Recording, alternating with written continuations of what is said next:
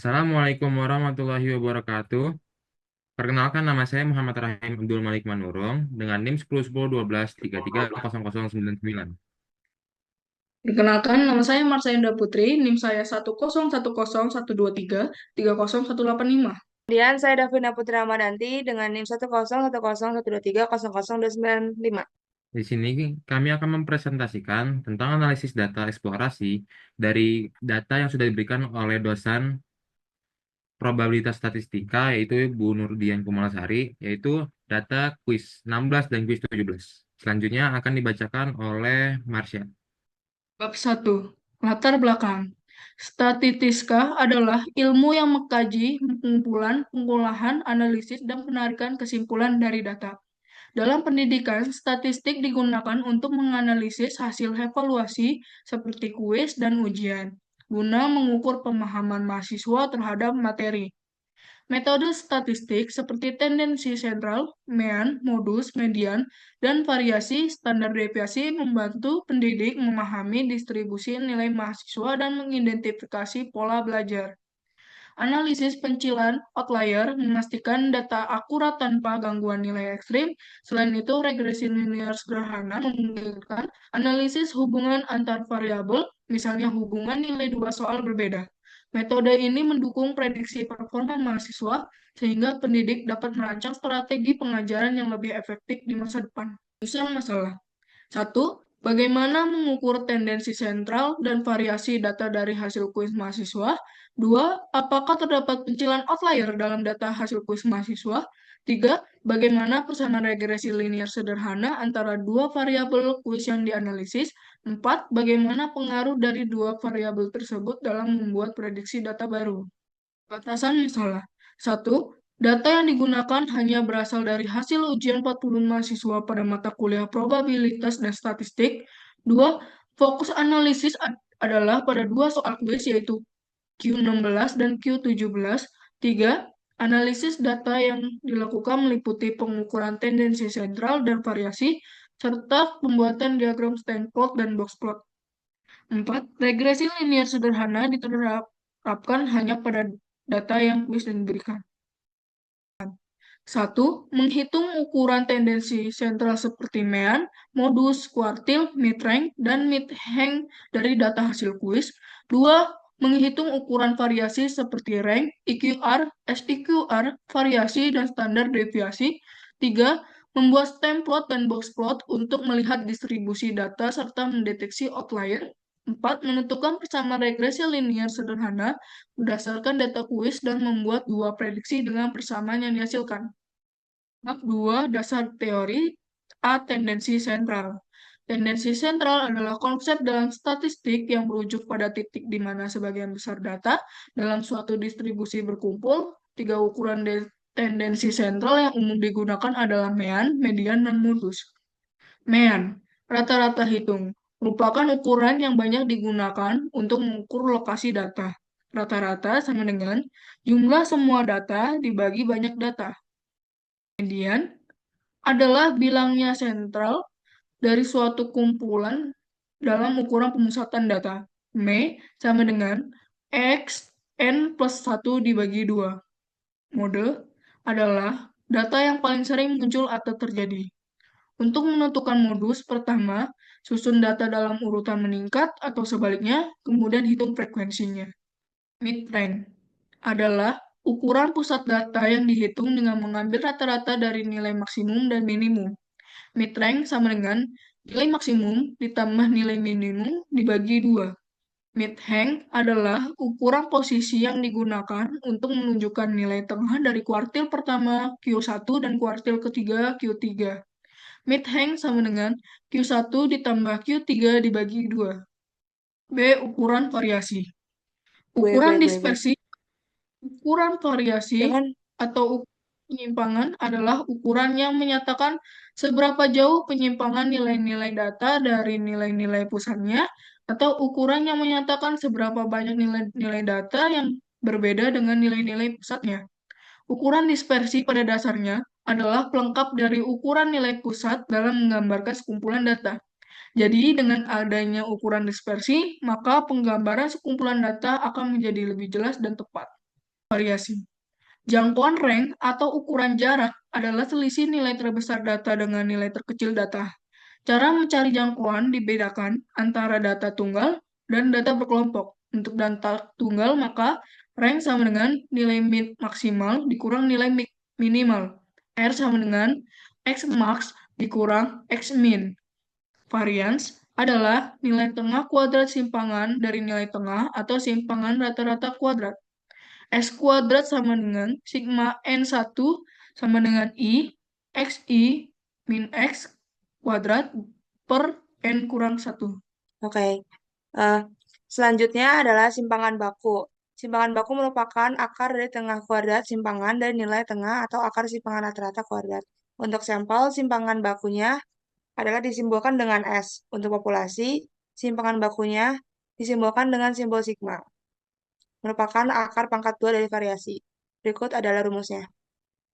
Selanjutnya adalah outlier. Outlier merupakan aturan praktis yang digunakan untuk mengidentifikasi outlier. Outlier sendiri itu adalah nilai ekstrim yang terletak jauh dari nilai lain dalam kumpulan data. Rumusnya adalah 1,5 dikali IQR. Selanjutnya ada box plot. Box plot sendiri merupakan ringkasan distribusi sampel yang disajikan secara grafis yang bisa menggambarkan bentuk distribusi data, ukuran tendensi sentral, dan ukuran penyebaran keragaman data pengamatan. Kemudian ada diagram batang dan daun atau stem and leaf plot merupakan salah satu bentuk visualisasi data sederhana yang memetakan setiap observasi data mentah ke dalam dua bagian plot, yaitu bagian data batang dan bagian daun. Dengan demikian, setiap informasi dari observasi data mentah tidak akan hilang. Selanjutnya ada regresi linear. Regresi linear itu adalah teknik analisis statistik yang digunakan untuk memprediksi hubungan antara dua atau lebih variabel. Regresi linear sederhana ini merujuk pada model di mana hanya ada satu variabel bebas, sementara regresi linear berganda melibatkan lebih dari satu variabel bebas.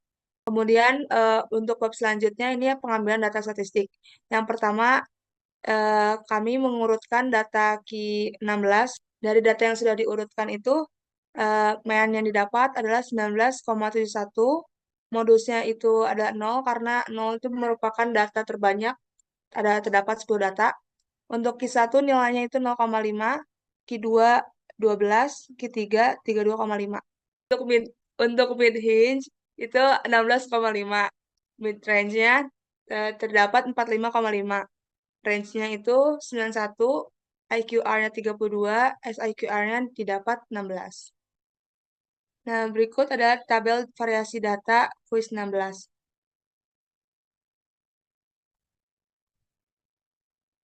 Dari tabel data tersebut, didapatkan variasinya itu 500,42 dan standar deviasinya adalah 22,37. Nah, selanjutnya ada stem and leaf dari data Q16 yang dimana ini menunjukkan bentukannya itu positif karena nilainya berkumpul pada angka yang rendah. Selanjutnya dari stem and leaf tadi bisa dihitung one step, two step, terus leaf yang dimana itu lower inner field dan lainnya LOF, UIF, dan UOF. Didapati hasilnya segini. Lalu dari data yang didapat, kita bisa membuat box plot yang dimana di box plot ini kita dimungkinkan untuk mencari pencilan dari data Q16. Yang dimana di sini terdapat pencilan yaitu pada daerah mid outlier.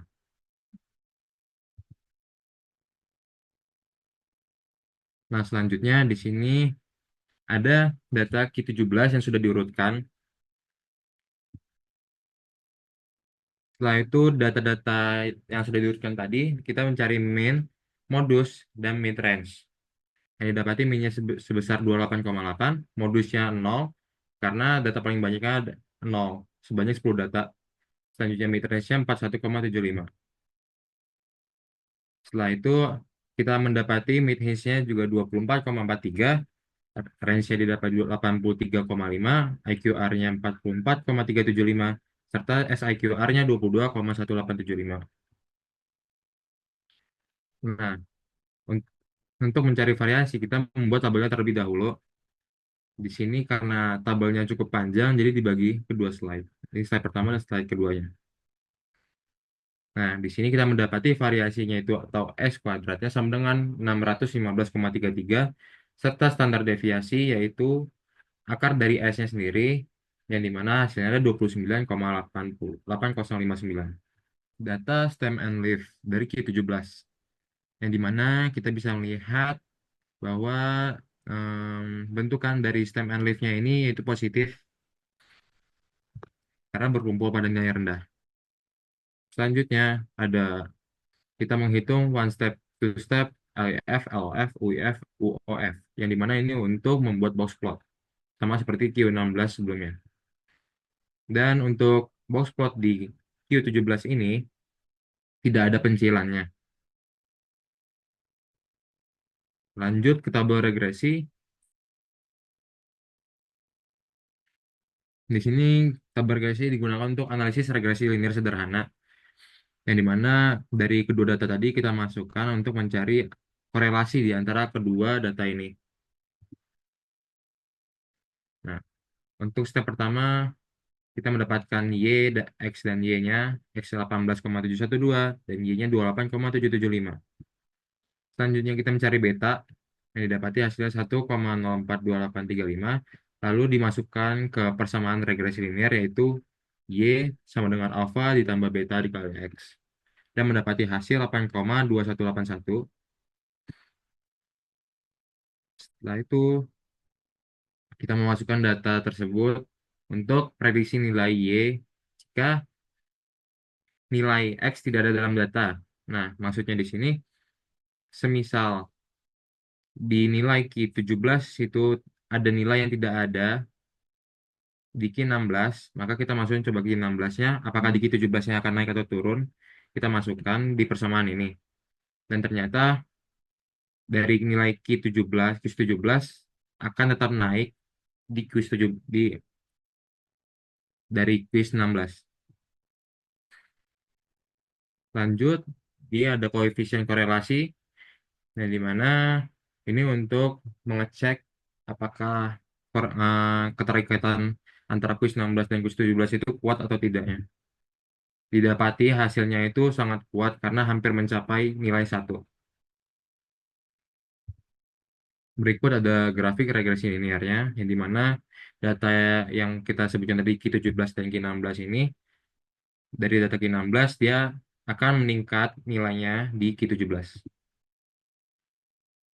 Kesimpulan yang dapat ditarik yaitu yang pertama, hasil sifat data numerik yang disebutkan di awal Q16 terdapat mean 19,71, median 12, modus 0, range 91, dan standar deviasi 22,37. Serta Q17-nya juga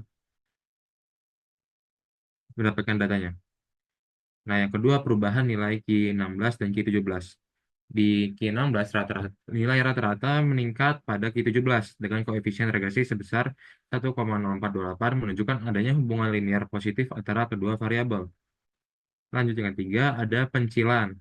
Nah, jadi pencilan terdapat pada Q16 di mana itu pada daerah mid outlier dengan nilai 87 dan 91.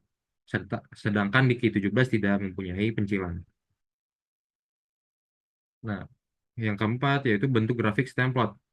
Grafik stemplot untuk Q16 menunjukkan distribusi positif karena mendapat banyak data berkumpul di nilai rendah. Grafik stemplot untuk Q17 lebih mendekati simetris. Koefisien korelasi antara variabel di antara dua kuis ini adalah 0,9404, yang dimana itu mendekati 1 dan menunjukkan keterikatan yang sangat kuat di antara kedua variabel ini.